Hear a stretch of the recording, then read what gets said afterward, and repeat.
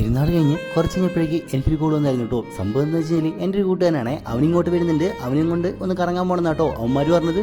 പിന്നെ ഞാനൊന്നും നോക്കില്ല, നേരെ പോയത് പെരിക്കല്ലൂർ കടവിലേക്കായിരുന്നു കേട്ടോ. അവിടുത്തെ കുറച്ച് വിശേഷങ്ങളെ നമുക്കൊന്ന് കണ്ടു നോക്കിയാലോ. നമ്മുടെ വണ്ടിക്ക് പതുപോലെ പണി കിട്ടിയിരിക്കുക കാരണം മാമൻ്റെ വണ്ടി എടുത്തിട്ട് കേട്ടോ പോയത്. അപ്പോൾ ഉണ്ടല്ലോ ഇച്ചിരി എയർ കുറവായിരുന്നു, എന്നാൽ പിന്നെ എയറും കൂടി അടിച്ചേക്കാന്ന് പറഞ്ഞ് എയർ അടിച്ച് നമ്മൾ നേരെ പെരിക്കല്ലൂർ കടവിലേക്ക് വിട്ടു കേട്ടോ. പോകുന്ന വഴിക്കുള്ള ക്ലൈമറ്റ് ഉണ്ടല്ലോ ഒന്നും പറയാനില്ല, അടിപൊളിയായിരുന്നു കേട്ടോ. വയനാട് ജില്ലയിൽ തന്നെ ഏറ്റവും അറ്റത്തെടുക്കുന്ന സ്ഥലമാണ് ഈ പറയുന്ന പെരിക്കല്ലൂർ കടവ്. ഇതിനപ്പുറത്തേക്ക് കിടന്നു കഴിഞ്ഞാൽ പിന്നെ വരുന്നത് കർണാടക കേട്ടോ. അവിടുത്തെ കുറച്ച് വിശേഷങ്ങളും ഞാൻ നിങ്ങൾക്ക് പറഞ്ഞുതരാവേ. നമ്മുടെയൊക്കെ സിനിമയായിട്ടുള്ള മിന്നൽ മുള്ളിൽ ഷൂട്ട് ചെയ്തത് ഈ ഒരു ഭാഗത്താട്ടോ. ഈ കാണുന്ന പുഴയാണ് ബോർഡർ വരുന്നത്. അക്കരെ കിടന്നു കഴിഞ്ഞാൽ കർണാടകയും ഇക്കരെ കിടന്നു കഴിഞ്ഞാൽ വയനാട് കേട്ടോ. അക്കരെ താമസിക്കുന്ന എല്ലാവരും കർണാടകൻസ് അല്ല, എന്നാലും ഏറെക്കുറെ മലയാളികളും അക്കരയുണ്ട്.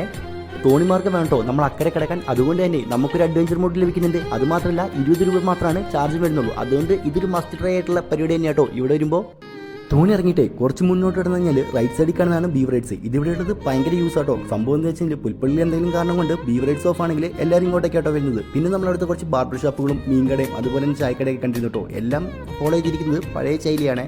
ഈ പഴയ ശൈലി തന്നെയായിരിക്കാം ഇവിടം ഇത്രയും സുന്ദരമാണെന്ന് എനിക്ക് ഇതിനുള്ള മെയിൻ റീസൺ കേട്ടോ. എന്തായാലും അടിപൊളിയാട്ടോ ഈ ഒരു സ്പോട്ട്. നിങ്ങൾ എന്തായാലും വയനാട് വരുമ്പോൾ മസ്റ്റായിട്ട് വന്നിട്ടേ ഒന്ന് കണ്ടുവെക്കാൻ ശ്രമിക്കണേ.